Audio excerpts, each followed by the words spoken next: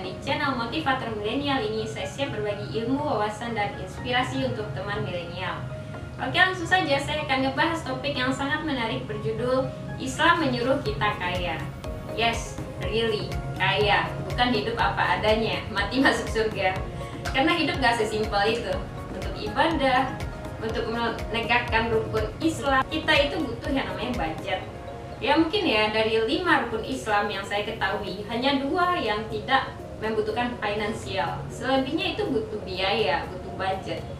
Ya seperti puasa, kita butuh makan dong untuk sahur, dan itu butuh biaya lagi. Membayar zakat, lalu naik haji. Jadi saya dapat menalar kenapa Islam ini agama yang berbeda dari yang lainnya. Karena dari anjurannya saja, perintah-perintah itu, kita dapat simpulkan ternyata nggak main-main gitu. Karena jika kita hidupnya pas-pasan, sederhana aja, sederhana itu pilihan ya, beda lagi. Karena Nabi sendiri juga sederhana, tapi Nabi itu kaya. Jadi jangan terjebak dengan pandangan atau pikiran yang membuat kita salah tafsir terhadap sesuatu. Karena mungkin banyak tokoh agama yang mengatakan kaya itu mengundang kemaksiatan, kaya itu membuat orang jadi jahat, kaya itu lupa diri, atau kaya itu materialistis yang hanya mengejar dunia aja. Dan banyak pandangan-pandangan yang salah itu yang membuat banyak orang terjebak atau terhasut oleh kata-kata yang didoktrin ke otak mereka untuk hidup tidak mengejar kekayaan. Toh nggak salah sebenarnya jika kita hidup di dunia ini untuk berjuang bersungguh-sungguh dan mencari rezeki yang banyak, nggak ada yang larang. Bahkan hadis atau apapun ilmunya, tidak ada yang melarang Islam ini untuk mengejar akhirat saja, nggak usah mencari harta benda di dunia. No, itu salah besar. Kita memang dituntut harus kaya sekaya-kayanya.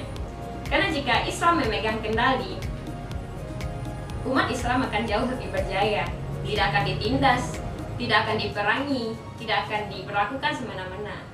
Dan jika Islam di bawah kontrol orang lain, dan apa jadinya kita umat Islam meminta-minta, berharap kepada manusia lainnya, tidak mandiri. Jadi sangat banyak ya paradigma yang salah mengenai kekayaan itu sendiri.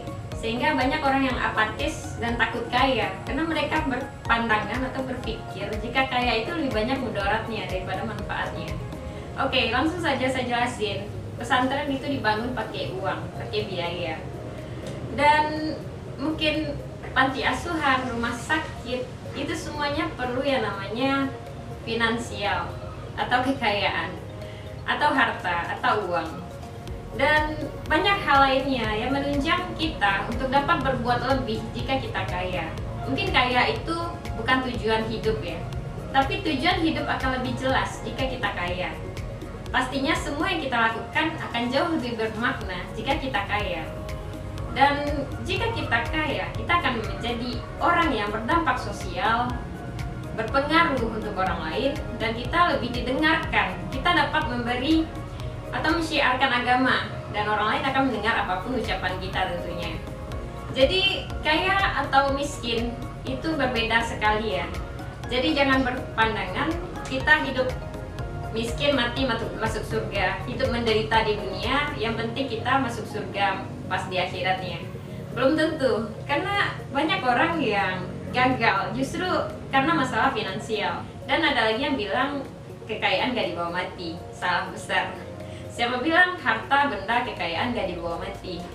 Justru itu menjadi amal jariah untuk kita. Misalnya kita membeli mobil yang mewah, lalu kita gunakan mobil tersebut untuk mengantar orang tua misalnya, mengantar saudara misalnya, atau mengantar makanan ke panti asuhan. Itu mobil bisa dibawa ke akhirat loh. Lalu kita mungkin mempunyai rumah yang mega, yang indah. Lalu kita berpikir itu nggak akan dibawa mati, itu hanya di dunia saja. Jika kita jadikan rumah itu misalnya jadi rumah tahfiz, kita kumpulkan orang-orang yang kurang beruntung di rumah tersebut, itu rumah jauh lebih besar berkahnya. Dan tentunya saya ingin berpesan kepada teman milenial untuk dapat mengubah mindsetnya, karena saya sendiri juga pernah termakan omongan tersebut. Dan akhirnya saya berpandangan hidup apa adanya aja gitu, yang penting bahagia. Ternyata saat kita apa adanya, kita nggak bahagia. Justru kita merasa bahagia jika kita mempunyai segalanya, dan segalanya jauh lebih memudahkan kita, memudahkan segala urusan kita tentunya. Jadi harta dan kekayaan itu bersifat netral. Yang memperjelasnya adalah karakter manusia itu sendiri. Ada manusia yang mungkin di saat dia miskin, dia gemar bersedekah, dan ketika dia kaya, sedekahnya jauh lebih banyak lagi. Jadi jangan berpandangan lagi bahwa Islam hanya menyuruh kita mengejar akhirat saja. Itu wrong, itu salah banget. Karena Islam menyuruh kita hidup seimbang, artinya mengejar dunia dan akhirat. Jadi jika kita dapat keduanya, kenapa harus memilih satu? Jadi kayalah sekaya-kayanya dan mati masuk surga. Karena 10 sahabat Nabi juga dijamin masuk surga. Mereka adalah orang-orang kaya, mereka adalah para pedagang dan para pengusaha.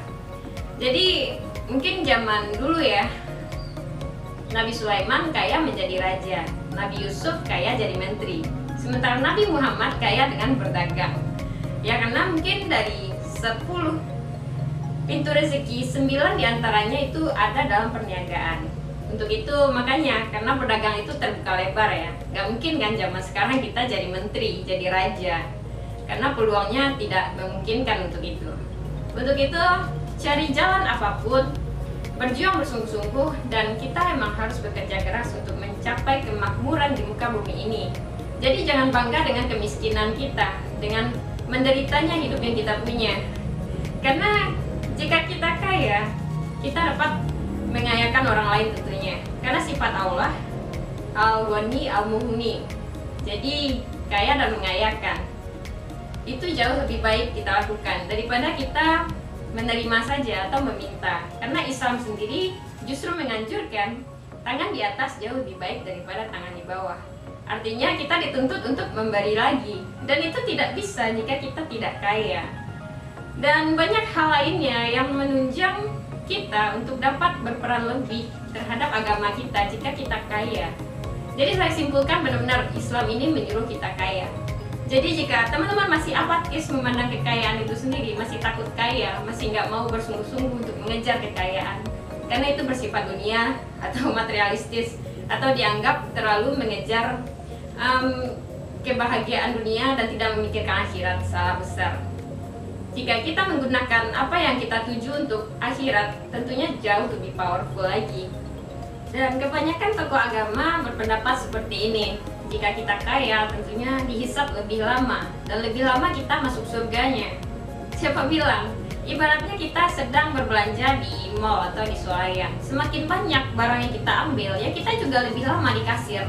Tapi barang yang dihitung itu justru yang baik dan yang buruknya. Jika yang kita lakukan dengan harta yang kita miliki jauh lebih banyak yang baiknya, tentunya kita jauh lebih beruntung, lebih banyak amalan atau timbangan kita nantinya. Dan tahu nggak sih teman-teman milenial bahwa kaum Yahudi itu hanya 11 juta di muka bumi ini. Dalam artian mereka adalah orang yang minoritas, tapi mereka saat ini sedang memegang kendali. Apa jadinya kita sebagai umat Islam yang justru di zaman Nabi memegang kendali dan pengaruh yang besar terhadap dunia, sekarang di bawah kendali. Apakah kita harus mengikuti saja sistem mereka? Apa kita hanya mengikuti saja apapun yang mereka lakukan tanpa kita bisa berkontribusi dengan apa yang kita miliki? Karena jika kita tidak memiliki finansial, kita berada dalam kondisi yang sangat lemah, tidak bisa memegang kendali, apalagi mengendalikan dunia ini. Ya, dalam artian mungkin kita akan di bawah kontrol mereka, dan mereka semena-mena memperlakukan kita dengan aturan yang mereka ciptakan. Toh Allah juga mencintai mukmin yang kuat dalam hal finansial, kuat dari segi fisiknya, akalnya, dan ilmunya, segala macam yang menunjang kesempurnaan itu, daripada mukmin yang lemah. Untuk itu, bukalah pola pikir teman-teman, jangan mau lagi mendengarkan orang-orang yang apatis mengenai kekayaan itu sendiri, dan meninggalkan ahli waris dalam keadaan kaya itu jauh lebih baik daripada meninggalkan mereka dalam keadaan tidak memiliki apa-apa. Untuk itu Islam segitu mengaturnya, segala sesuatu itu sangat sempurna. Lalu ada yang bertanya, saya miskin, mungkin sudah takdir. Itu juga nggak benar. Karena kita belum berjuang bersungguh-sungguh. Memang rezeki sudah ditakar sama Sang Pencipta, tapi apa kita tahu rezeki kita itu takarannya berapa?